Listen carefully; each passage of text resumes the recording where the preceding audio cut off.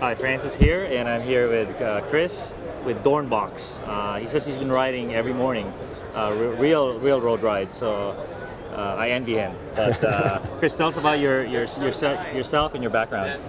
My name is Christopher Dornbox. My background is really kind of varied. I started probably gas welding on cars, specifically exhaust, back in high school. Was in the military for 7 years, where I did some fabricating, a lot of stick welding, a little bit of machining. From there, I worked mostly in the telecommunication industries for a while. And then an injury, actually a bike accident, forced me into a career change. So I went back to school, became an architect. I practiced sustainable architecture for about 5 years before the economy went south. I found myself laid off and expecting our first child.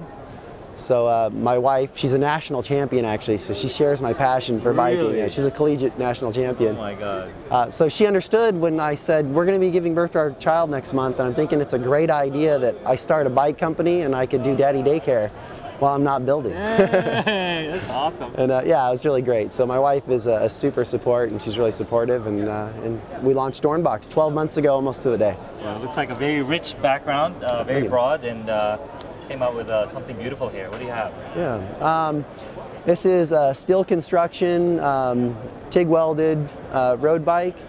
My background in biking was very much an affinity for carbon fiber, but more of the look and the aesthetic. So when I started making bikes, I really wanted to focus on creating that very clean joinery method that when you look at the bike, you can't tell really what it is. I get people that ask if it's silver, if it's welded, if I file it down. They really don't know. Yeah. And that's really kind of, I think, a signature for what I do. It's difficult at times, but... How did you learn that craft? You know, I think when I decided to build bikes, I knew I had to pick up a TIG torch, which was relatively new to me, but it's very related to gas welding. But I did go back to college. I took a couple courses to kind of brush up some skill sets. Right. And I have a friend that owns a machine shop, and he coached me a lot. And then I took a course for frame building with a local builder. Right. Right. Yeah. Well, just as you said, looking at it, I can't help. It looks like Philip Ray's. Yeah. So, what are some of the qualities of this frame? It looks like a very racy bike. It's got a little integrated seat post. The story of the bike is I was at a bike show out in Philly, and the client was looking at my work, and he said, "Man, your bikes all look fast."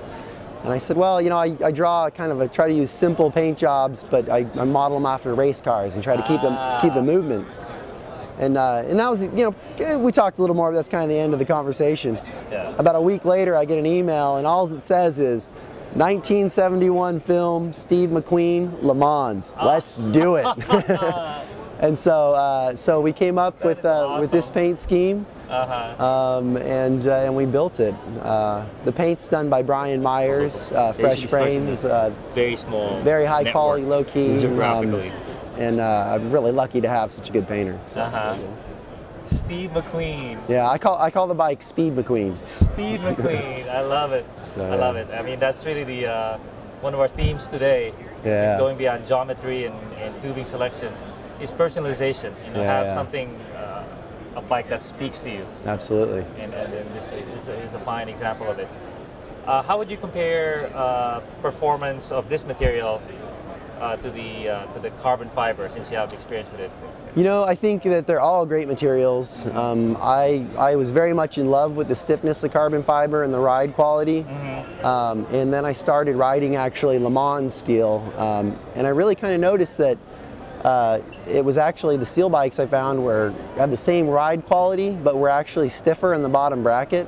Really? And I really ended up, you know, really got excited about that and liked it. And I think that that's kind of what I offer here. I mean, my frames are probably, you know, about a pound heavier than an average carbon fiber frame. But it's only a pound, it's in the frame, it's not in the rotating mass, and a 17-pound bike, a 17.5-pound bike is still plenty fast and light. Right.